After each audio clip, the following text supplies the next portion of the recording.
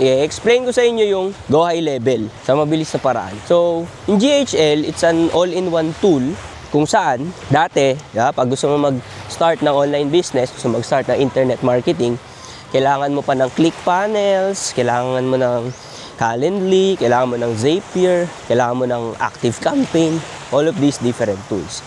Now, the reason Go High Level is so revolutionary kasi all of these features are combined into one software para isahang monthly na lang, di ba? Now, syempre may downside dyan.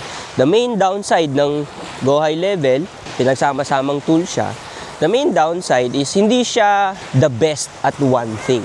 So for example, if you ask me what's the best website builder, hindi ko sasabihin si Go High Level kasi most probably si Wix yun or WordPress, something. Di rin naman siya yung best automation software kasi andyan si N8N, andyan si Zapier, di ba? Di rin naman siya best CRM. But it can do little things parang equally as best. Pero bakit pa siya sobrang popular? Kasi nga as a small business owner, di man naman afford na kumuha ng best website, best automation, best at other things. Di mo naman afford pa nun. Kasi nga, small business owner ka pa lang eh. That's why GHL is very popular. Now, I teach Go High Level, basic Go High Level sa aking workshop. If you want to check, just click the link below. But basically, that's it. Yun na naman yung Go High Level. Hindi ko na masyadong papakomplicate. Useful siya. Now, kung hindi ka naman business owner, freelancer ka, maganda opportunity siya kasi sipin mo, maraming businesses ang nag-adapt ng GHL.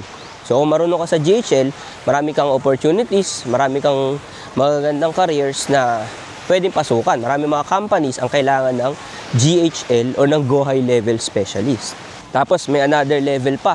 What if hindi ka lang basta GHL specialist, isa ka ring funnel builder inside GHL or funnel designer inside GHL or isa kang GHL automation specialist.